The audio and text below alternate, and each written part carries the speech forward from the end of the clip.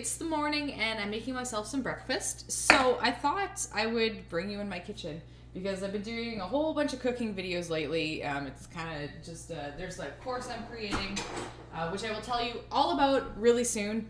But this breakfast that I'm about to make has nothing to do with the course. It's just a breakfast that I wanted to eat, and I thought I would share it with you. So what I have right now is just a portion of oatmeal, and we are going to be making pumpkin walnut oatmeal.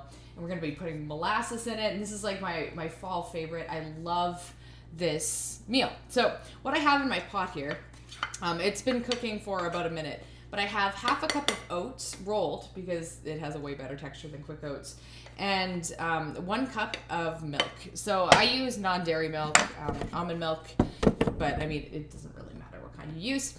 And it's going to take about 5 minutes to cook on the stove. And yeah, this is really easy breakfast, but I love the combo of flavors. So what I'm going to do is, while I wait for my oatmeal to cook, I guess I'll just turn the heat down a little bit, is I'm going to chop up this is going to be about a tablespoon of walnuts.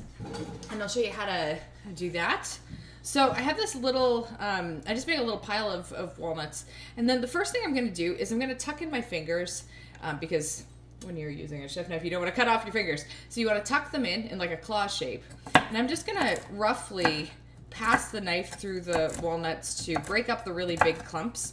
And then I'm going to pass through it by holding onto the handle with my chopping hand, and then with my other hand I'm going to hold down the tip, and I'm going to just pass my knife through back and forth like such. So this is the same way that you would chop herbs, like if you were mincing like parsley or cilantro or something like that.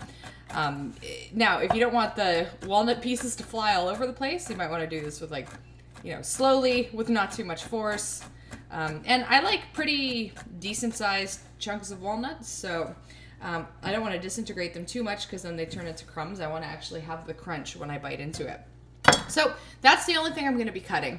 I love this oatmeal with bananas, and there's 2 ways that I would do this. So I would either mash up an entire banana and stir it into the oatmeal with the pumpkin, because that's going to act as a sweetener, and then we don't need to add additional sweetener aside from our blackstrap molasses, which isn't there so much to sweeten it as to add just this like luscious, dark, toasty, rich flavor. But since I don't have any bananas that are ready, I'm not going to be using that. But you could also slice a banana on top, and that would be really good too.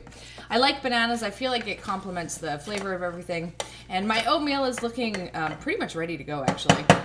I'm going to take it off the stove and add a little bit more milk, just because it was getting kind of dry. Okay, so what I'm going to do is, to assemble this all, I'm going to measure out 1/3 of a cup of pumpkin puree, somewhere in the ballpark. I mean, honestly, I don't measure this when I make it, but I'm going to measure it for your benefit, so we can be a little bit more real with our approximations. And since I don't have a banana, I want my oatmeal base to have some sweetness to it, so I'm going to be using about a tablespoon-ish, a scant tablespoon of maple syrup. If you don't eat maple syrup with your oatmeal, you are not living life. That is a very Canadiana moment for me, but that's okay. Maple syrup is amazing. It is worth every delicious syrupy penny. And then what I'm going to do is mix that up. You know what? I'm going to add one more thing. This needs a little bit of cinnamon. Where's my cinnamon? There it is. Sometimes I like to add a little bit of, if you have pumpkin pie spice, it's usually a mix of like cinnamon, cloves, allspice, a teeny bit of nutmeg. You could, that would be really good in here. So I just put in about 1/4 teaspoon. And this is going to add some like antioxidants, and it's going to add a lot of flavor and make it really fragrant. So I'm just stirring this all together. It's going to get nice and orange because of the pumpkin. And this, I guess, maybe a better name for this recipe would be, let's call it pumpkin pie oatmeal. Doesn't that sound way better? Why did I just think of that now? I've been making this every year for like a decade. Actually, back in the day when I used to have a food blog, I think I posted a couple recipes on my food blog about this specific thing. So I'm going to get my oatmeal base in the bowl, and then I'm going to be topping it with walnuts and blackstrap molasses. Now, the difference between blackstrap molasses and regular molasses is that this is a little bit less less refined, so it's a little less processed, and as such, it has a way stronger flavor. It's like it's still sweet-ish, but it's got this like dark, toasty, like it's just like, oh, you guys, it smells so good, and it's more nutritious too. So blackstrap molasses actually has like a pretty decent amount of iron and calcium, so it's probably, I'm going to go out on a limb to say, it's probably the healthiest sweetener that you could consume, because most sweeteners don't have any nutritional value whatsoever. I mean, I love maple syrup, but there's no nutrition in it. It tastes really good, but it's not like you're getting anything with it.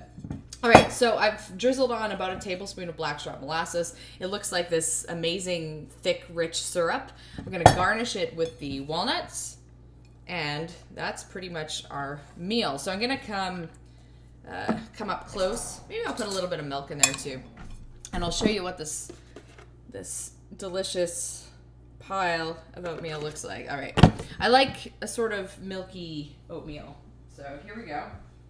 I'm gonna try not to dump this all over. All right, there's my oatmeal, and you can see if I stir it around, kind of mix in the blackstrap. It's just this like orange fall-ish kind of thing. We can have a bite, make sure it tastes good. That blackstrap molasses, you guys, I don't know like how to describe it, but I'm gonna try to describe it because I live for a good challenge. It's got this like almost like sulfuric sweet. It's sharp. It's got a little bit of bitterness to it. A lot of body. I feel like the flavor of the molasses just like, I don't know, goes everywhere. It's like coffee. It's got like the dark, toasty, sharp notes that coffee does, but it's still sweet. So it's not like adding like a bitter syrup to your meal. It is the difference between pumpkin oats that taste like pretty good, it's just okay, and pumpkin oats that are like, oh my goodness. Blackstrap molasses plus pumpkin plus walnuts plus maple syrup or banana if you have it is like just such an easy and wonderful wonderful fall meal. And this is the kind of oatmeal that I'll probably be eating every single day for at least the next like 3 weeks because I love it so much. And actually, fun fact, I really like the taste combo of cocoa and blackstrap molasses as well. So maybe I'll do something like that. But yeah, really, really simple breakfast. I'm going to eat this now because I'm ravenous, but wanted to share the process with you, and I'll catch you in the next video.